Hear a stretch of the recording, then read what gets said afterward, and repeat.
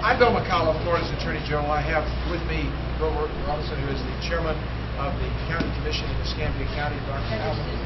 Susan Turner, with the Health Department. And we've been out on the beach. I've been quite a bit today at the emergency office as well. What I've seen is a couple of things.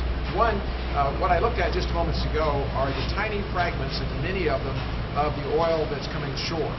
And if they were in big clumps or patties, for cleanup purposes, it's pretty clear. You know, you go out there and scoop them up and do the things like that.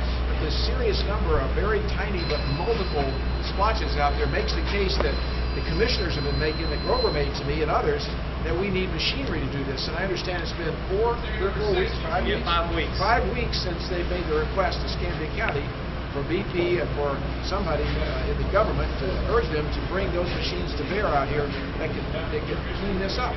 The intensive manpower effort, I was watching now, there were about 5 or 6 fellows that were working, and they were working to pick this up by hand. It's sure they're getting a lot of it, but think of how long it takes to do this. If it were big splotches, I'd be more understandable. Now, we also talked today with BP, I did earlier, about the possibility of bringing volunteers out here. They need to be trained.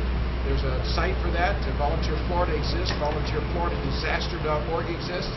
And I'm certainly going to be talking with the Volunteer Florida folks a little bit later today about better utilization of their volunteer opportunities and intermingling with BP. But even so, I don't think that makes up for the lack of machines.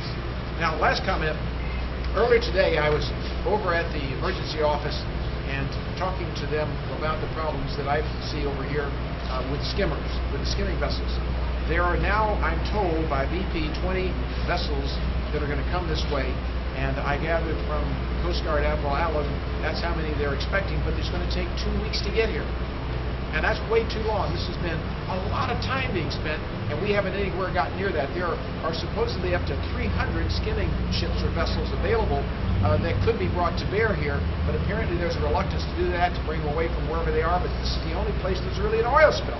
So it's a very difficult thing to see. I wonder why this has taken so long, why the government hasn't intervened. Why don't we have activity out here in a real serious way?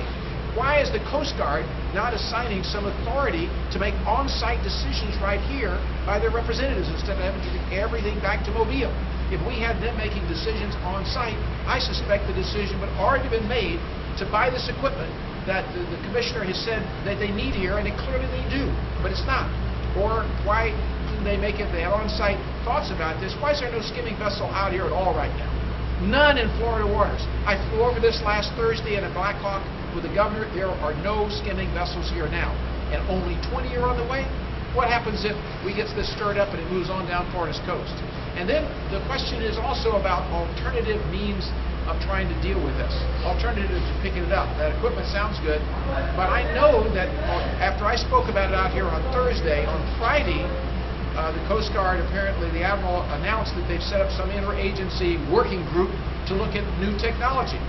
Well, they're using Exxon Valdez old technology out here on trying to protect this beach. That is not, and a lot of manual labor, as you can see, that is not effective in the long run. We've got skimming vessels, but what else do we have? We know there's at least one company, that I know about, I'm sure there are plenty of others, that makes a polypropylene sheet that could go out here and just collect oil hanging off the back of a boat. And we could have a lot of private vessels doing that in that fashion, and then take it up, and it can easily be removed from one of these big machines that are out here that are coming our way. But nobody's done that. There's a company in Florida called Osprey Biotechnics. Osprey Biotechnics says they have the bacteria that eat the oil, and they would be glad, because they've already been EPA approved, to sell that to BP or the government and add and enhance to the oil degradation that's going on out there with the natural bacteria. I'm not a scientist, but why hasn't that been explored before now? Why have we waited 48 days, or why have we waited 4 or 5 weeks and not had that exploration?